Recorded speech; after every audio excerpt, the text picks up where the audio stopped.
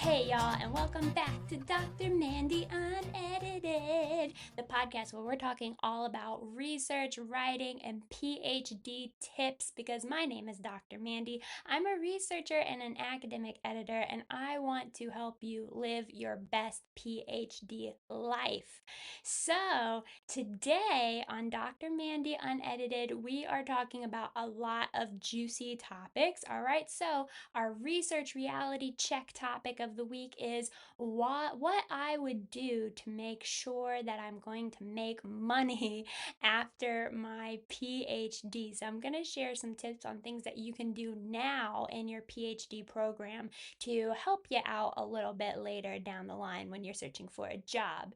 For our Write It Right segment today, when we talk all about how to write things academically, we are going to talk about quotations and how to use them in academic writing. And then for our PhD tip of the day, I'm going to tell you some things that you can start writing for your dissertation or your thesis while you are waiting to either start it or waiting for that tricky part of all the ethical approvals to start your research. But before we get into all this stuff, let's do some housekeeping things. As you know, I have recently started a Discord channel called the People PhD Podcast. PhD stands for people pursuing higher degrees. And that link is going to be in the description. This is a place where people who are pursuing higher academic degrees can come and ask questions. We have other PhDs and experts in there to help mentor you, guide you, and get you where you need to be. So if you find yourself alone on your PhD journey, make sure that you check out the People PhD Pod over on Discord. Number two is that we are going to take a break from Dr. Mandy Unedited. I know, it's not going anywhere, it's coming back, but today will be the last episode of Dr. Mandy Unedited for this year, and I am going to resume the podcast on February 4th. The reason why I'm doing this is because I am currently eyeballs deep in a very intense, very short research project, and a lot of the big things for this project are due over Christmas and at the end of the first month of the new year. And don't worry, I will still be accepting editing requests. I will still be active on Discord and on TikTok, where you can find me at Life with Dr. Mandy. It's just that the podcast does take up a pretty good chunk of my time every week, and so something's gotta give, y'all. So to hopefully, I've been really excited about the way I've been developing the podcast recently, and I really want to make sure that I have time to bring you some like really good and informative tips and ideas. So I've decided, yes, I will be resuming on February the 4th, and these next 2 months I will be just researching away. So in the meantime, if you haven't checked out all the episodes of the podcast, I've got like 24-ish episodes now, so that might be something to keep you busy for a little bit. All right, let's move on to the Goss of the day. The Goss segment is just to tell my non-academic friends what I am up to, because they sometimes like to listen and hear about my life. And so today I'm going to talk about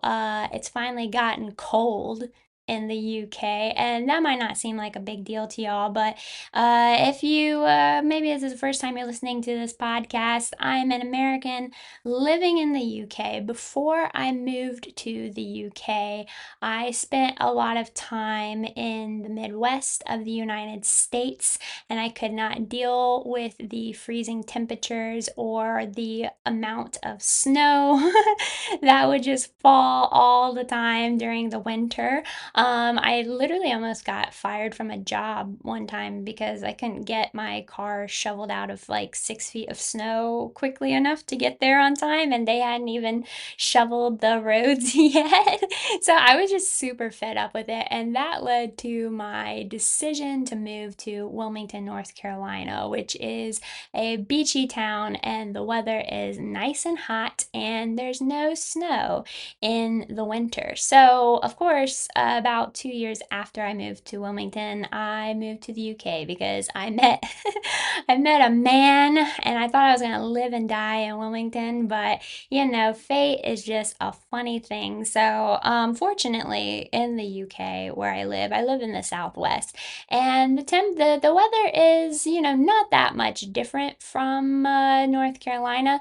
It doesn't get as hot in the summer, which is something I kind of miss, but in the winter time, the temperature is pretty much the same as in Wilmington, and we don't get a lot of snow. We got a little dusting of snow here last week, and that's fine with me. If I don't see snow for the rest of my life, I can live with it. But I think one of the funny things is in the UK is that during the summer, if there is a heat wave, and again, like the heat wave is not like, a North Carolina heat wave. It's not like 90 or 100. It's like 80, right? Which I can't tell you what off the top of my head that is in Celsius right now. I'm sorry, but the funny thing is that like everyone, is like, oh, like the air conditioning would be a nice thing. As a lot of places in Europe don't have air conditioning.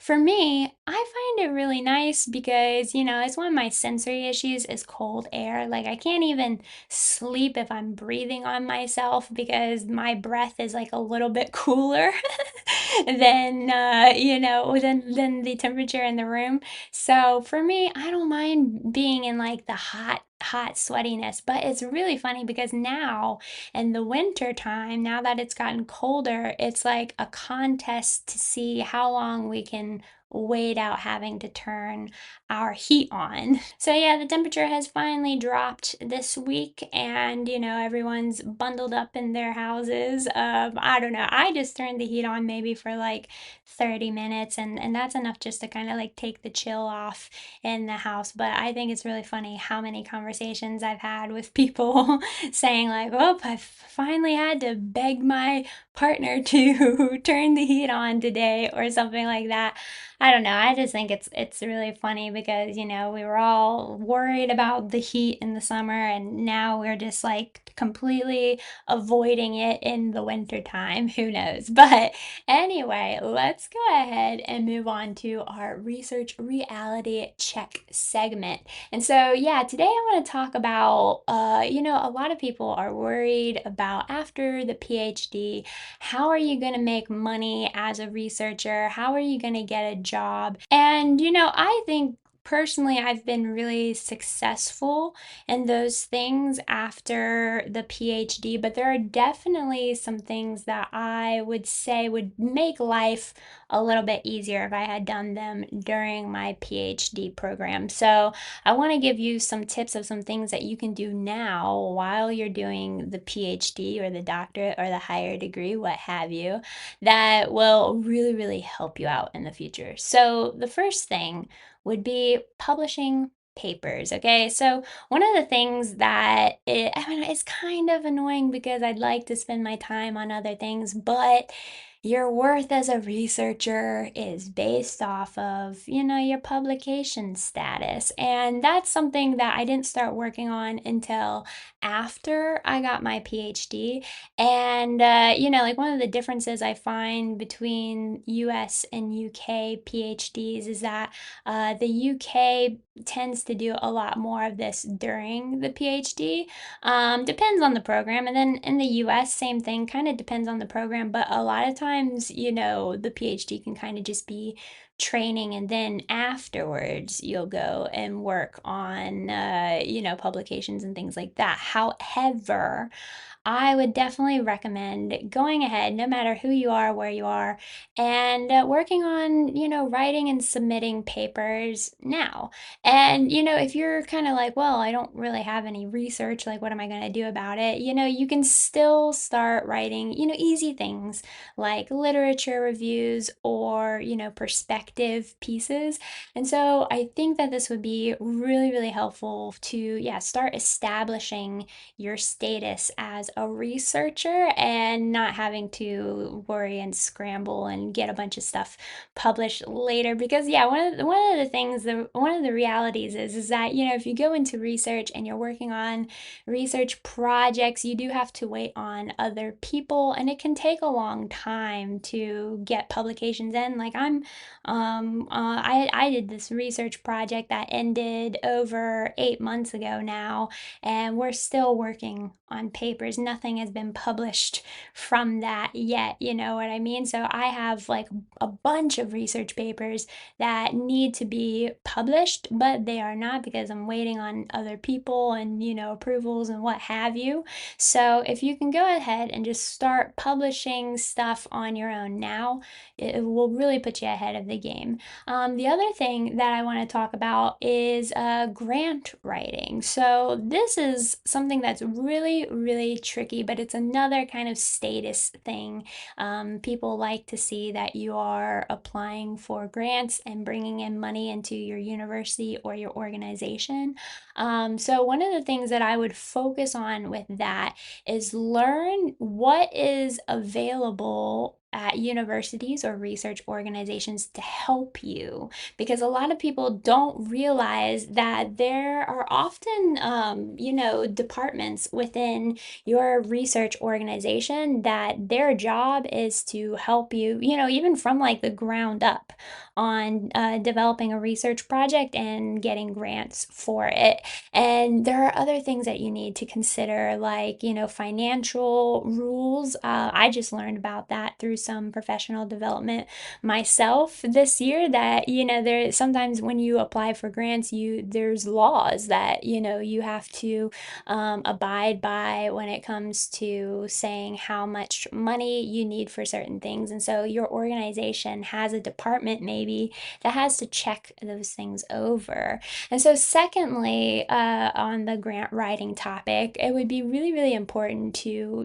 start learning how to think like the person that's going to be reviewing your grant. One of the issues that I see with grants all the time is people, getting their stuff kicked back for a second or a third revision. And so it's really important to kind of think ahead and mitigate what, the issues might be. So think about all those like possible limitations and things like that, and go ahead and practice writing them into your grant applications.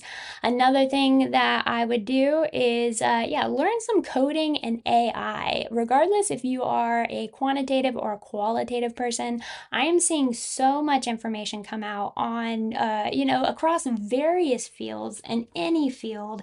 And so I think that the big money is in coding and AI topics. So if you have some knowledge on, like how to code or how to work with AI systems, that would be a huge bonus.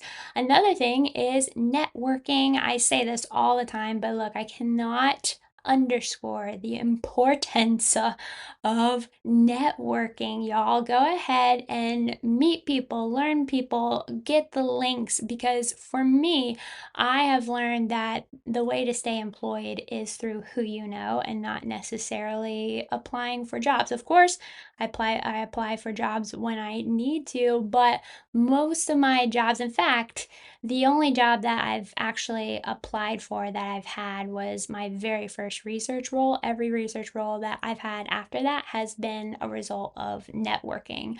And then I think finally-ish, I would get to be an expert on data analysis and methods and popular frameworks within your field, because these are some of the particular things that I have found when interviewing for jobs that people really are poignant on having expertise in. And so the way that you can really develop these things is go to like pre-project proposal meetings where they're developing the idea of a research project, the methodology of a research project, and go ahead and learn how to do those things. Put that on your resume, because that's what employers like to see, is that you have specific knowledge in specific ways of research. And then on like the framework side of things, if you start to become an expert on a certain framework that could, maybe be malleable across different fields, that's also helpful to, open up your prospects in the job world. So, like, you don't have to only work within your field, or you can work cross disciplinary. So, yeah, those are just some things that, I kind of wish I had done before. I do it a lot now, but it would definitely be helpful to get started on those things sooner rather than later. Okay, so now let's talk about our Write It Right section of the day. Today I'm going to talk about quotations, because all of the things that I talk about in this section are really just like consistent mistakes that I see people make when they are giving me their manuscripts to edit. So, some places within your dissertation that you would see quotations are a lot of times when you're explaining, like, the background, the introduction, or maybe, referring to certain texts in your methodology. And so, another place would be, especially, your findings section. And it's really important in your findings section that you, if you're a qualitative person at least, that you are using a lot of quotes directly from your participants, because this is what helps validate your research, and what makes it trustworthy is to show directly where you're getting that information from. I see a lot of people, just try to write and ignore going back and looking through for quotations, but especially in your findings section, you need to have lots and lots of quotes. Let's talk about how to do quotations. So you have like two basic kind of forms of quotations. And of course, I'm always speaking in APA 7, y'all. So it will be a little bit different between formatting types. But you have short quotations and you have long quotations, and there's different formatting for each of those, okay? So short quotations are quotations that are under 40 words, and these are simply going to be, quotation marks that you're going to use within your narrative. So, for example, if you say, Smith 2020, put the year there, argued that, quote, participatory methods empower communities, quote, that's a short quote. You're just going to put quotation marks around that. And then at the end of the last quotation mark, in parentheses, you are going to put the page. So you're going to put the letter P, dot, page number, close parentheses, period. Okay. If you didn't, I use an example where the year citation happened after saying Smith. So if you used a quote where you didn't directly cite the person in the beginning of the paragraph, then yes, you would put the in parentheses after the last quotation, you would put the name, comma, year, comma, P dot, page number, close parentheses, period. Now, the issue that I often see is with long quotations or block quotations. And so block quotations, again, are longer than 40 words. They are meant to be basically on a new paragraph. They're indented about half an inch, so it's kind of looks like it's on the same line as like if you would indent a paragraph. And so all of the lines in that quote are going to be indented that same like half inch over. In a block quotation, you are not going to put any quotation quotation marks at all. And then at the end, you are going to put a period where your sentence ends, and then you are going to put parentheses, person's name, comma, year, comma, p dot, page number, comma, no period or punctuation after that. That is another thing that I see people have a little issue with. So yeah, in block quotations, you're going to put punctuation at the end of the sentence like you normally would, but then your parenthetical citation is going to happen afterwards with no punctuation at the end. Moving on to our PhD tip of the week, let's talk about what you can write while you are waiting. And this is something I've been talking a lot about on TikTok, and I think a lot of people find it beneficial because a lot of people just want to get on with the writing process. But sometimes, yeah, you have to wait for the development of your dissertation or thesis, or sometimes you get to the part where you've written, your proposal chapters and you're waiting for those approvals for the ethics to get started on your research. So there are several parts of your dissertation or thesis that you can start to write either, before you really officially start the dissertation process, or in those places where you find yourself kind of in a limbo and waiting. And so one of those things is the literature review, and I talked a little bit about this last week, I believe, but the literature review, is something that you can start writing way before, because a lot of times people have problems meeting that, minimum page number for their literature reviews. And so go back and check out last week's episode where I talked about some tips that you can do to kind of, get started on the literature review. But that's one of the things. The other things is the overviews in each of your chapters. Of course, any of these things will probably develop slightly as you develop your research. So, don't write these things and think like, okay, I'm never going to touch it again, but at least you have, a draft there. With your overviews, you don't have to be too creative about it. I see a lot of people trying to fumble around and make overviews seem, like interesting or something like that. But really, at the end of the day, your overview is just going to be a sentence about what the chapter is about, maybe like 3 sentences about, what they're going to find in the chapter, and then a sentence about why these things matter to your research. And remember, your overviews, check your guidelines, of course, but they're typically going to be written in present tense as well. The other thing you can work on is your theoretical framework or your conceptual framework. So once you've decided what maybe like your theory or your conceptual framework is, you can go ahead and start writing that section about, how it developed, why you're using it for your research. I think you typically, in the versions of dissertations and theses I've seen, it's typically in the literature review section. You can go ahead and start writing kind of like a background, essentially, of your theoretical or conceptual framework.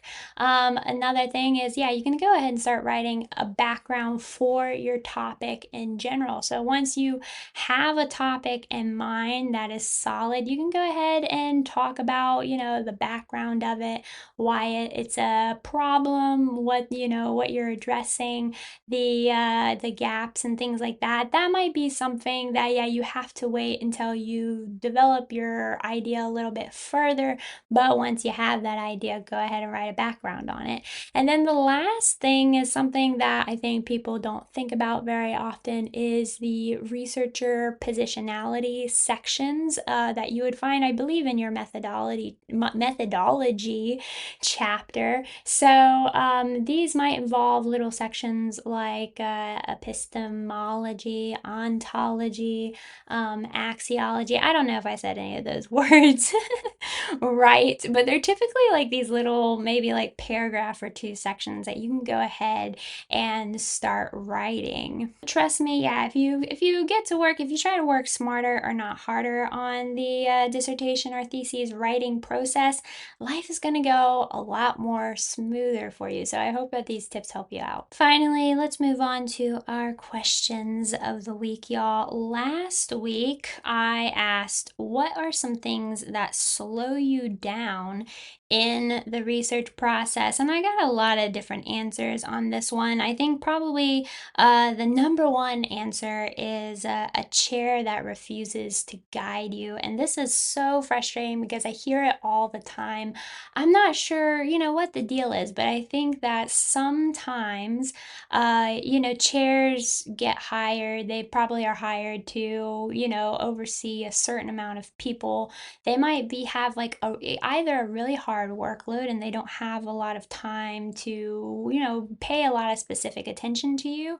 But then other times, yeah, they do tend to sometimes, unfortunately, just take the paycheck and have the numbers, and it doesn't necessarily mean that they are going to have the guidance. So I think that, yeah, not having a good chair or a supervisor can definitely be a hindrance. And so that's why I tell people, yeah, like get to networking, find your community. That's why, yeah, I've created things like the PhD pod where you have that resource that you can go to and find answers, because that's probably the number one answer that I see a lot of times. Other answers that I got was someone said, not enough Dr. Mandy videos. Okay, look, I'm not tooting my own horn, but I appreciate that you like watching them. And then yeah, someone else said hating my PhD topic, my funding, and my visa problems. I think that funding is like kind of another thing, especially if you are on a visa for a PhD, if you're studying in a foreign country. That can be really difficult. I think I didn't have funding myself, unfortunately. That would have been an amazing thing. However, I think that in some cases people get low funding, and so you're kind of expected to work almost full time on a PhD, but you don't have the funding to really support yourself. That's frustrating. And then, yeah, sometimes I think people have to stress about whether they can stay in that country and continue the PhD because of their visa requirements all the time. And then sometimes, the visa requirement might say that you can't work or do certain things, which throws a wrench in there as well. So, yeah, I definitely can feel for all of those answers. That is quite a frustrating set of things to have to worry about. Now, this week's question is going to be, what is one skill your PhD gave you that has nothing to do with your research? So I will be asking this question on TikTok and Discord also. So, you can feel free to answer this question either in the comments or on those platforms, and I will be discussing the answers next week. In the meantime, y'all, look, I'm gonna miss you. I'm gonna miss you, but you're gonna see me again on February the 4th. And again, if you can't get enough of this wonderful high-pitched voice of mine, you can go find me on Discord or TikTok. If you need any editing services, I'm starting to get pretty busy for the end of this year, but I try to take as many manuscripts as I can. So you can get a hold of me through my email, and that's mandykf@gmail.com. So MANDIE kangaroo foxtrot at gmail.com. Or you can reach out to me through my website, www.drmandyedits. Doctor is spelled out, edits is with an S. Okay, so in the meantime, go drink a reasonable amount of coffee, not too much. Caffeine is bad for you. Get some work done, and I will see you in the new year. Okay, see ya, bye.